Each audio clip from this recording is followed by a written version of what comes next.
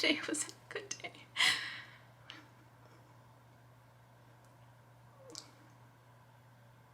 I really thought I was gonna have a good day.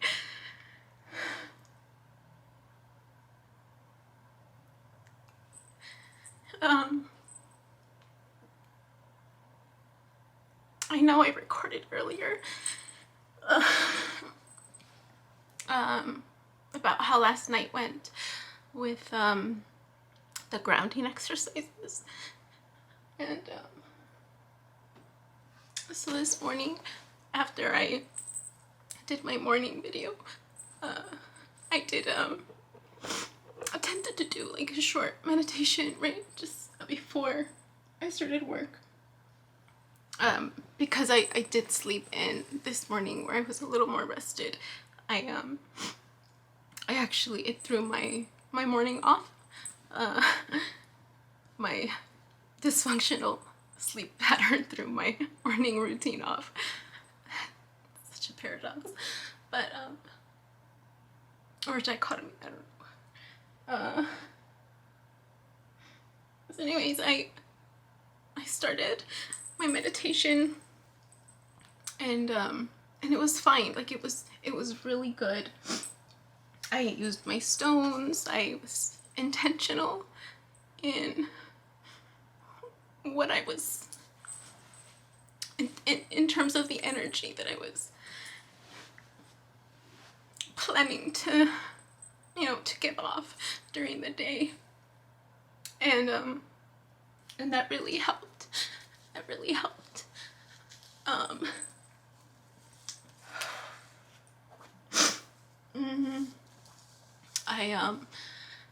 Something I started doing, and I think I mentioned it, was using the tarot cards to just prepare myself during the day.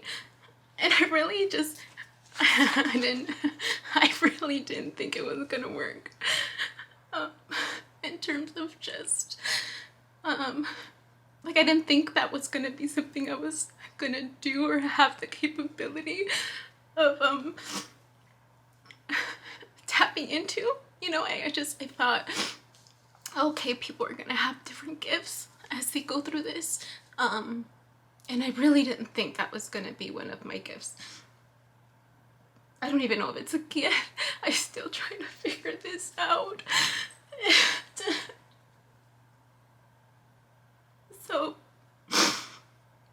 So what I'm doing is, after I'm done meditating and using my stones and just speaking in my intentions, I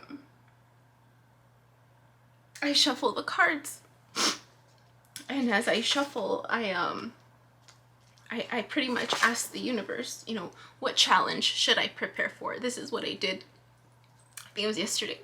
So I thought I would just try it again to see what would happen.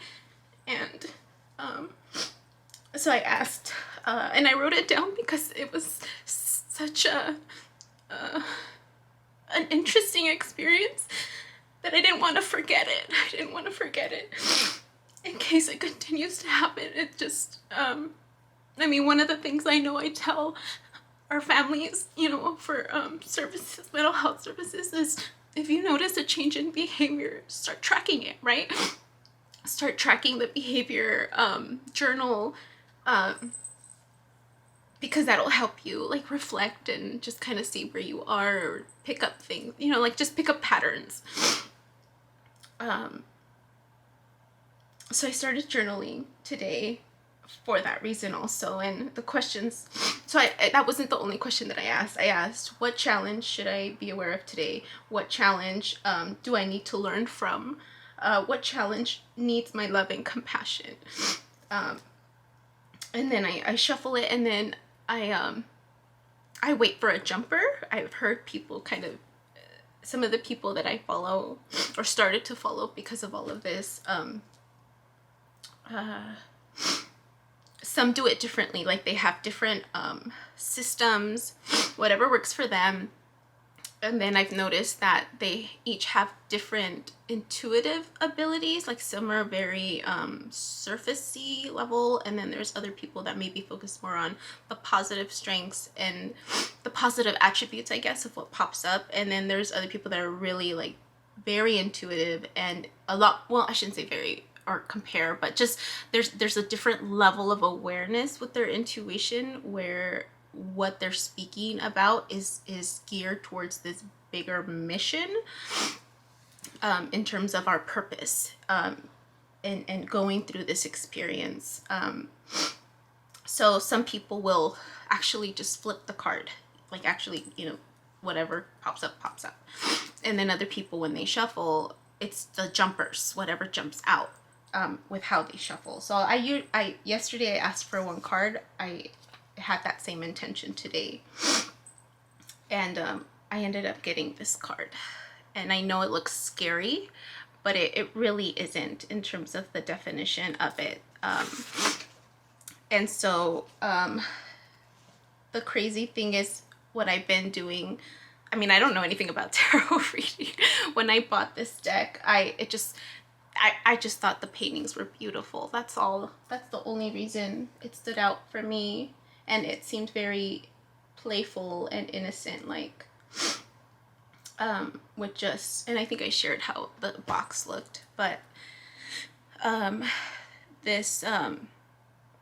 so what I've been doing is I look at the card, I look at the image, I see the symbol on there, the colors, pick up on patterns, like just whatever my eye gets drawn to, and I think about it and I resonate, and just, or not resonate, but just kind of, I just try to connect with it, I guess, and to see if anything comes out to me before I look it up. So that's what I was doing. That's actually what I did when I first purchased it. Instead of reading, I mean, you always, not you always, but if you ever listen to a tarot reading, they know all the names and they know like what it means, and some will reference exactly the meaning of it, and then other people will say, I know it shows us this, but my intuition is saying this. So what I did when I first bought it, I got a notebook out and went through each card and just looked at it and pointed out, just, I wrote down what stood out for me. I wrote down what I was able to connect with. And because I wanted to see if I was like, I just wanted to see where I was in understanding how to read the cards. And it did help that I had watched the tarot readings before, so some of the images or the names of the cards were more familiar to me. I just don't remember what the meanings were. So anyways, I paid attention to it, and then I looked it up in the little book that it comes with, right? There's a little book that comes up where it'll tell you this is what the meaning is, or things to be aware of. So when I opened it, I was reading, and halfway through it, I realized that I was reading the wrong description. For whatever reason, even though the devil came out, I was actually reading the death and rebirth, without even realizing it. So I don't know if my mind just kind of went, to death instead of devil, but it still resonated with me what the death and rebirth card was, what I was reading, so that threw me off, right? And then I went and actually found the devil section or the devil card description, and so it talked about it talked about just being stuck. Let me see, because I thought I wrote down the description.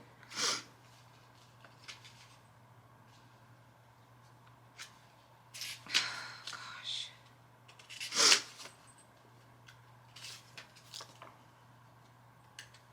Okay, I can't find it, but what resonated with me from the devil, I wrote down that I will see that the other person is still stuck, possibly and most likely myself also being stuck in wherever we're at. Oh, that's right. Yeah. So I was just referencing this. So if you look at this card, they're interlocked by their elbows, and they're looking away from each other. So it's one of those things where there's that illusion that they're stuck, but they're really not. If they were to turn around and recognize that they're holding each other back, they're the ones holding each other back. They're the ones holding each other being stuck. And so in my head, I thought, something is going to happen today.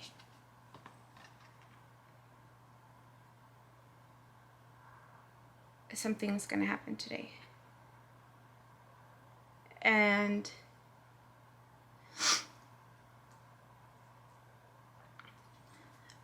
something about, I listened to one of,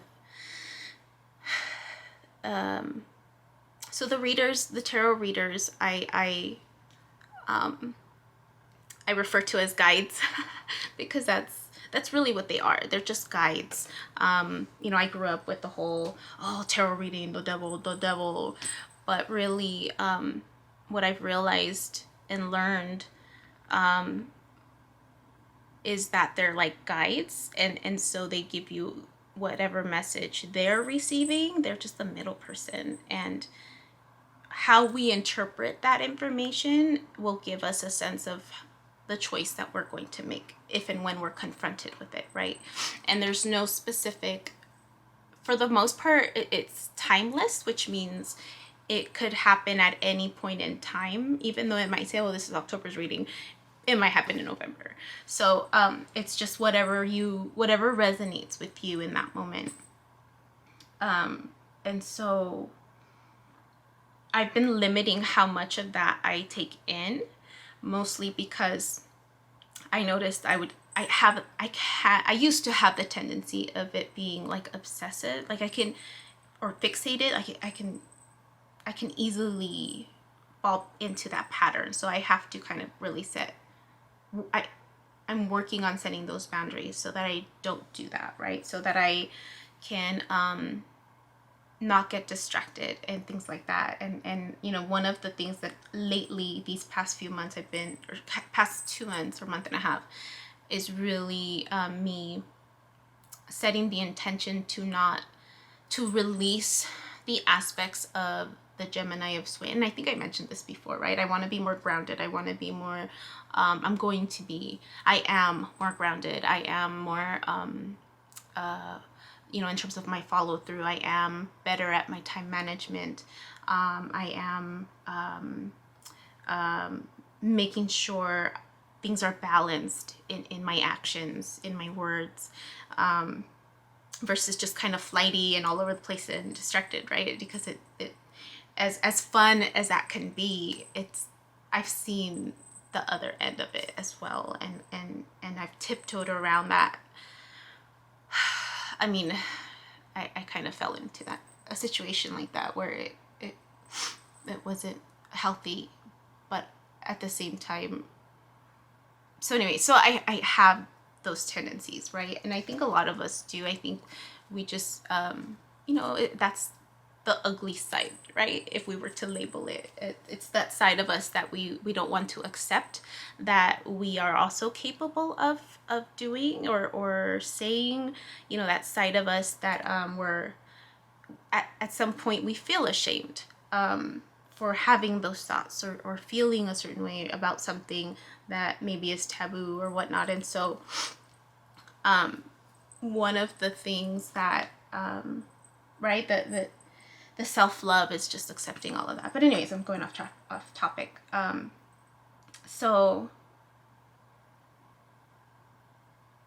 in the spirit, or the guide this morning had mentioned, and it's pretty brief, it's just for the day, that I was either gonna get a message or I was gonna get something. Something was coming towards me. And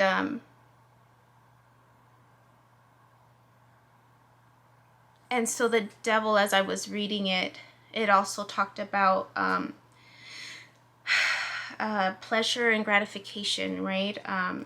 And so I wrote down, I realized I still am possibly needing to confront that aspect of myself, the aspect of indulgence, right, into pleasure and gratification. And then it says, quote, "We cannot find complete freedom without examining our dark sides first," end quote. And so then I put, "We can let go and escape the web of illusion," which is what it represents, the web of illusion. The third eye causes us to confront our inner demons, obsessions, fears, delusions, and traumas in order to heal. We are seeing all of our truths, which can then transform into the third eye. So if you look here, the devil actually has like this red eye almost in between his face, or in between, like right here, which is actually the third eye chakra, which stands for like psychic abilities, but really just insight and truth, right? Being able to see past the lies to the truth. Your intuition really, is what it, I guess, connects with.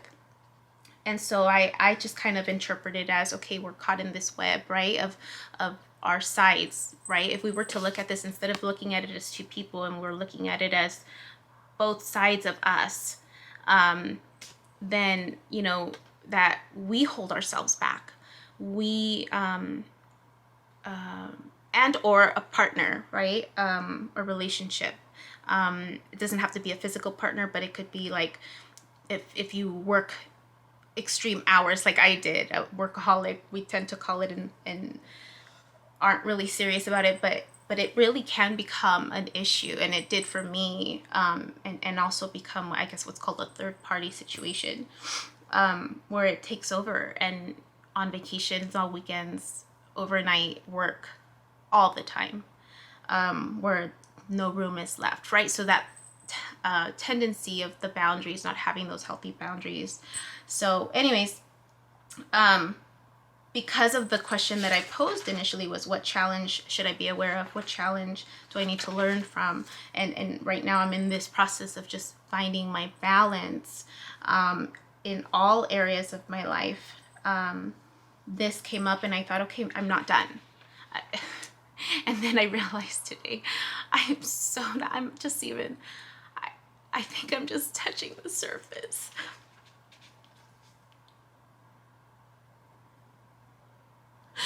I'm just,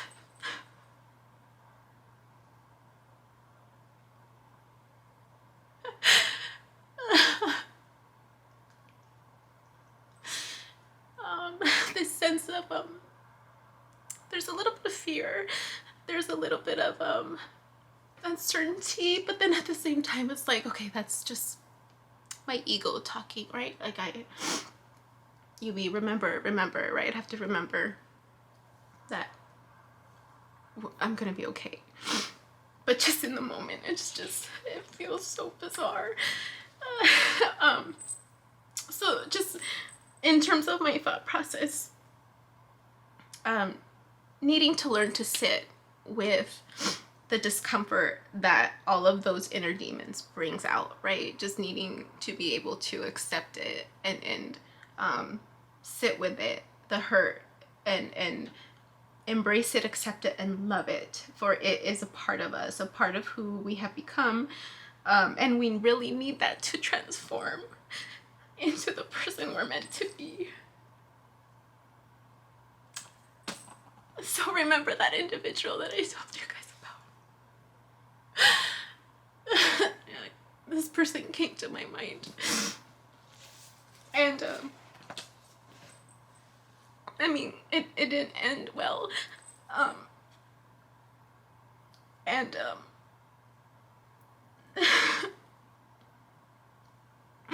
it ended more of like an unknowing ending. And I know in my heart of hearts, this person was probably going through the dark night of the soul, which I'll refer to on another time. But because we're triggering each other, we're mirroring each other, and so I didn't say anything. I didn't respond back, and just kind of left it as is.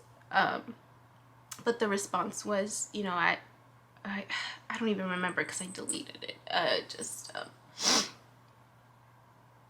It was something like needing more time, not knowing, you know, what was gonna happen, which fine, you know, I think, you know, I'm learning that everyone has their own journey, and even within a relationship, and I don't even think, whatever, anyways, I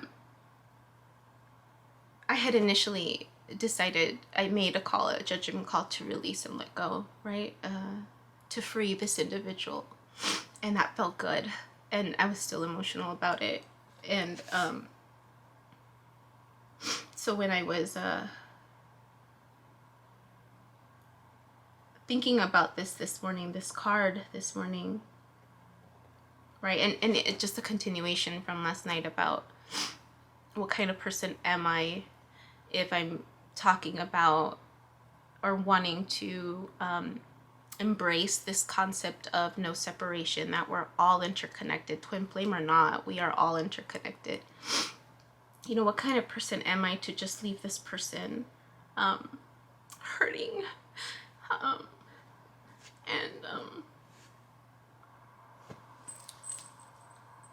And that was part of my response initially before yesterday was, you hurt me, I hurt you, and I realized that, and I apologized. But I also felt there was a sense of abandonment.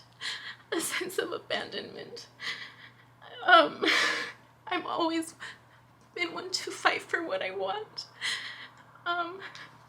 to go through the challenge, as difficult as it may be, because I know what I want, and I fight for it. And so there was hurt and pain to know that this individual just wasn't where I was. And just, I thought I had resolved it, but I guess not. And it just hurts. It just hurts when you give yourself to someone, and that's the issue, right? That's the issue I'm learning, is you don't give yourself to someone. I give myself to myself. So these notions, these beliefs that really don't make sense, because if you give yourself to someone, you're giving away your power. You're giving away your power. And that is the point. Now, in retrospect, I didn't know it then. That's the point, that you start losing yourself. You start losing who you are. And so, anyways, just in terms of finding a way to heal and finding a way to resolve all of this, I wrote here, because I felt good, I felt better, I released it right this morning. I wrote, I have done my healing for you, to be here with you in this exact moment, so that you know truly that there is no separation. Even in letting go, there is, in letting go, there is love, unconditional love, a different type of love than what we know. And I can sit with you in this moment to remind you of that as long as you need it, knowing that you are always free to go when you are ready. And I wrote that kind of like also sending it out to the universe, right? Just reinforcing this concept of that truly loving is letting go, and not holding anybody captive, including myself.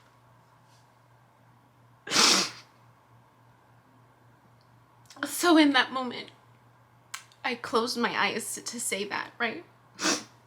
And I opened them, and I realized that I was on a different page in the little book. And I saw that my finger was on the tower description, so I read that, and And there's definitely continued connection. So it talked about healing, renewal. A tower moment is like a big climactic moment where everything shifts, and I won't look for it right now, but it's this tower and there's this lightning strike, and then every card looks a little bit different. But I was thinking about the description of it, about how those tower moments between people,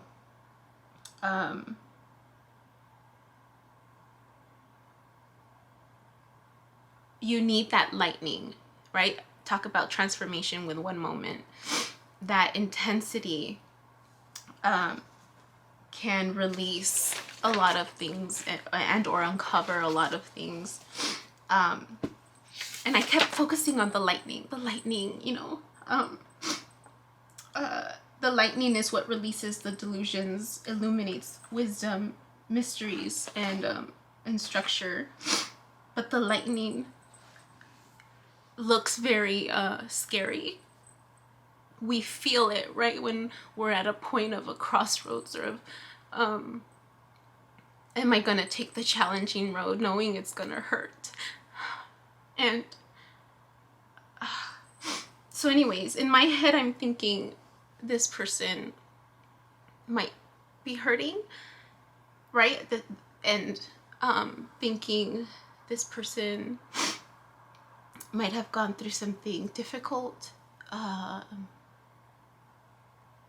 Anybody who I come across, I'm imagining this, right? Thinking in my head. And if they're hurting and they're needing to transform, and I'm focusing on this lightning for this tower moment, I wrote down, well, isn't lightning just light? Isn't lightning just this light that's full of intensity, showing the power that light has, the capability of harnessing for one exact moment in time, for one exact object, in order for transformation to occur.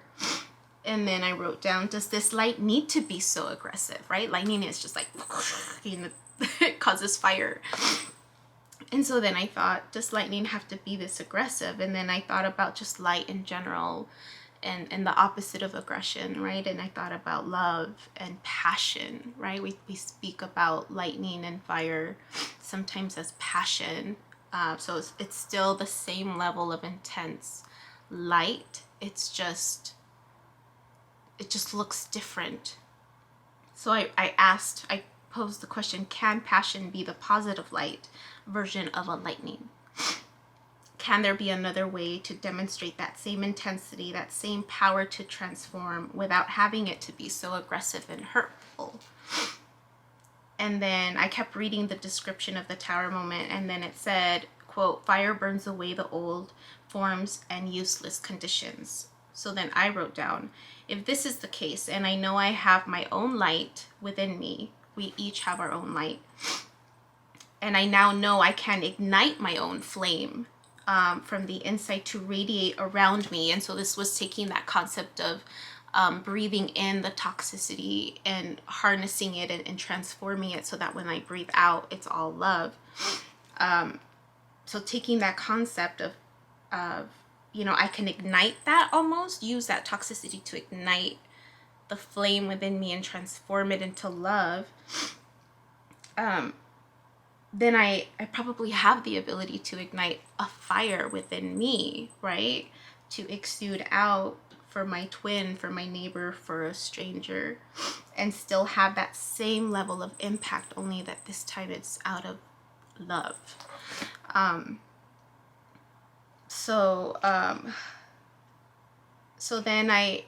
So that was me looking at, you know, I was holding it like this, and it happened to be on this side. So then I looked on the other side where my finger was, and it was touching the moon. So I started looking at that, and the description of the moon It said, and this one I did write out completely. It says, quote, associated with instincts, emotions, dreams, imagination, creativity, cyclic rhythms, and the female principle. The sea symbolizes the subconscious, influenced by the magneticism of the moon. The lighthouse denotes gateways to other worlds. The jackals are the servants of Diana, the moon goddess, and the Egyptian god Anubis, who abhors illusions or fraud. 2 fish represent development, dilemma, choices, and emotional challenges. The Hebrew character of all of this particular deck has a lot of these Hebrew characters on the top or at the bottom.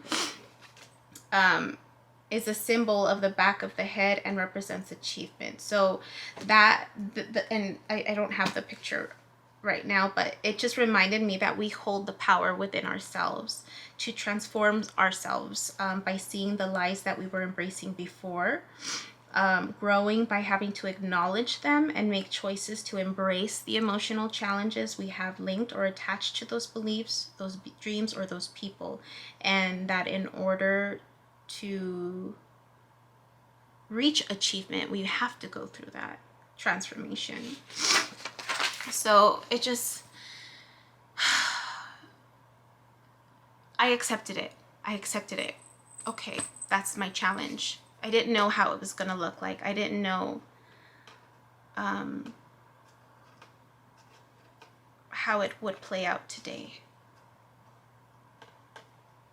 And then I was focused on work. I was doing good. And then out of nowhere, again, this time it wasn't a physical symptom. It was a song, and it was right here. And I could hear it in the background. And I didn't play any music. I haven't played, except for right now. I have, because I knew this was going to be really emotional for me. I have meditation music while I'm sharing this, just to help stay a little grounded while I share. Otherwise, I think I would be bawling. But so it was like I saw the words here, and I can hear it in my background as I was working. Like, it was just the craziest thing. I've never experienced this before. And it was that song. It was a song. I'm just gonna leave it at that. It was a specific song. And it just, I stopped to myself and I was just like, I know this song. And then I felt this pain, tingling sensation on this side and all the way down through my back, and then anxiety. And so I had to take a moment to breathe. And I tried to ground myself. I grabbed my stones and just held it really close. I don't know where my stone is. I put it away. But I held it really close to my heart because that's where I was feeling it. And I sat down and just thinking and looking at the words to the song and just wondering what it meant. And I have a pretty good idea of what it meant. I just didn't expect it. And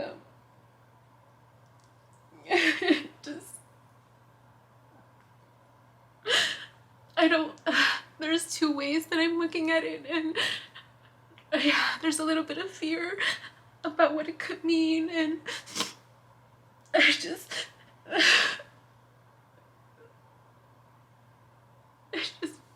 felt so sad. It just makes me feel so sad. Because my gut, my intuition is telling me that I hurt somebody. Indirectly. And I won't know if I'm right or wrong. That's my fear.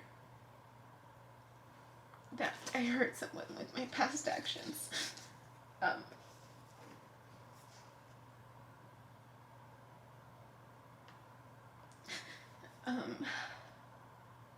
So I sat with it for a little bit and tried to calm myself down, distract myself. And every time I heard that song, because I was trying to listen to the words, that anxiety would just creep up.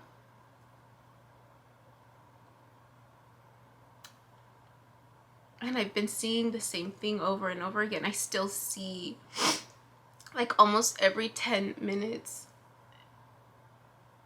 I see the 808, 606, 212 on the clock. And I know it represents balance. I know now that that's what it represents, and I think it was being presented to me at such, like, just back to back to back to back to back to back, as a way of letting me know something was going to happen that was going to restore balance. Something was going to happen. Something was going to happen.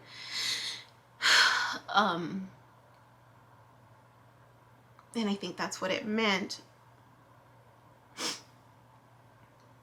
The synchronicities just kind of piled on to show, like, it's approaching, it's here, it's here, it's here. And then this song validated that. But then the question still remains. Was that what this was? Or is there something else still?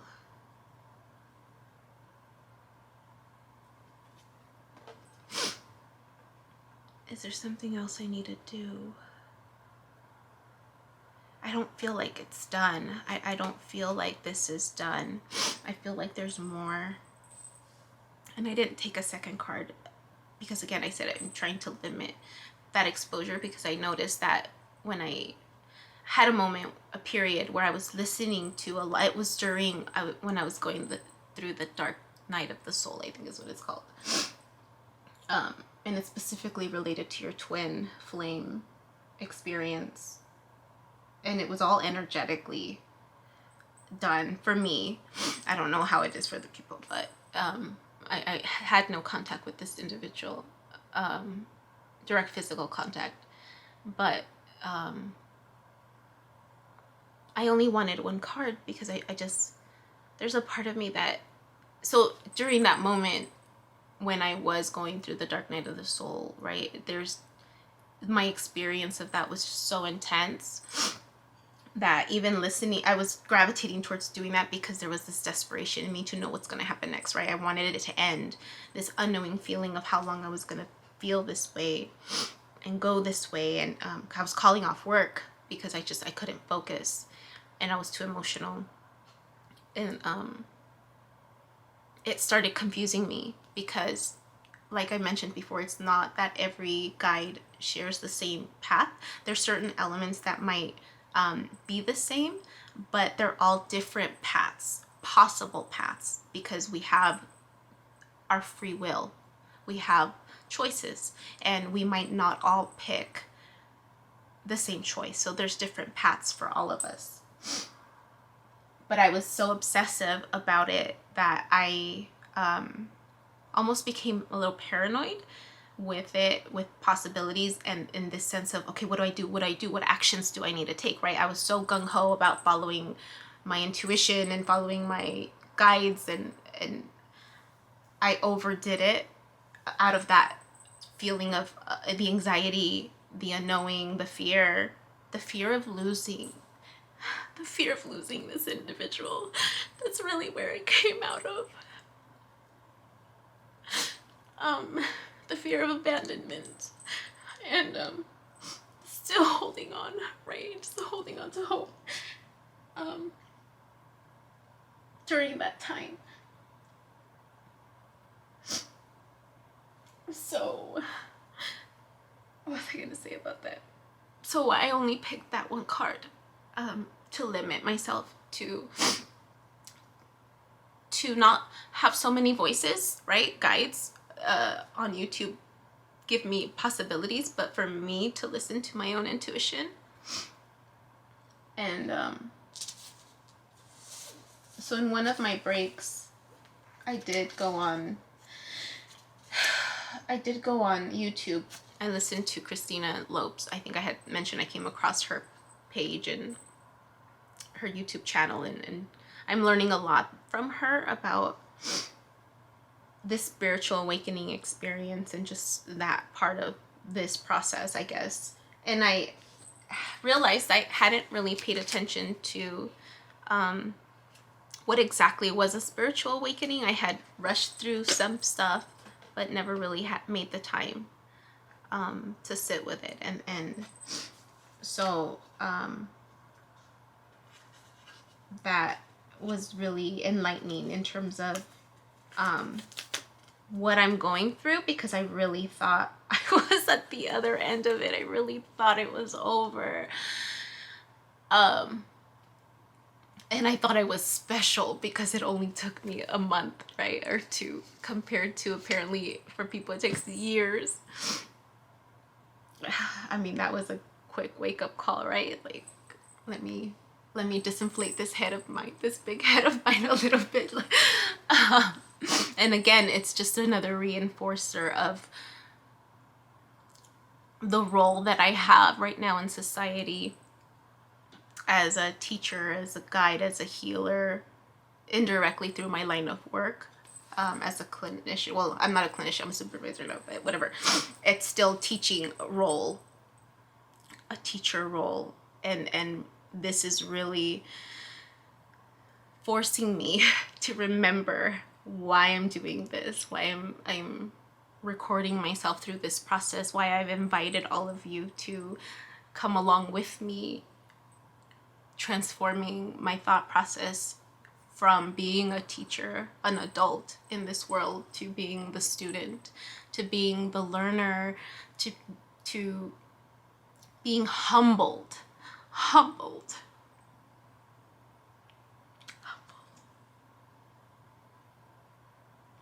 to get off my damn high horse.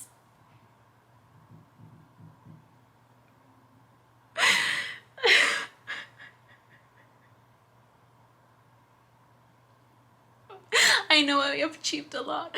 I've achieved a lot, right? And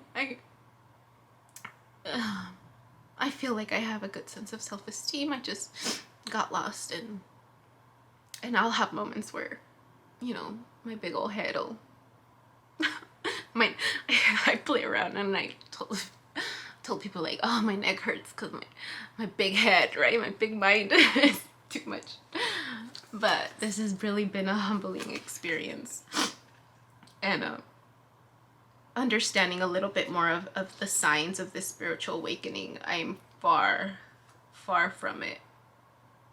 And I'll talk about that another day. I feel like I've gone a lot, but I did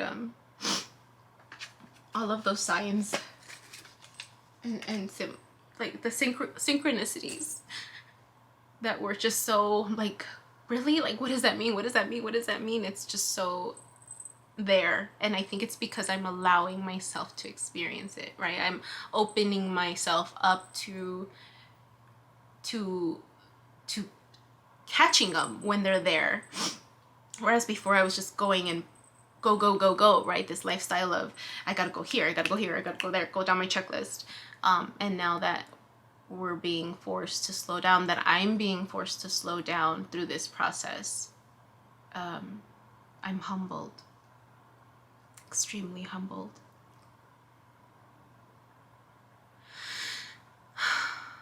Yeah.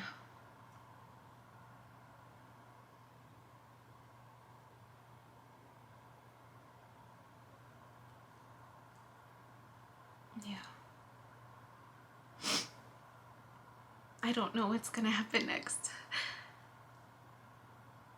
I know I need to listen to my intuition. I know I need to get grounded more. I need to work on my grounding. I need to prepare for this next new moon. Next new moon, the blue moon of October, in a week. I don't want to get caught off guard. I want to make sure I'm prepared for whatever is headed my way. So I have some work to do, some research to finish up, and I will keep you guys posted on what that looks like. Yeah, I feel a little bit better, but I wanna meditate some more. So thank you.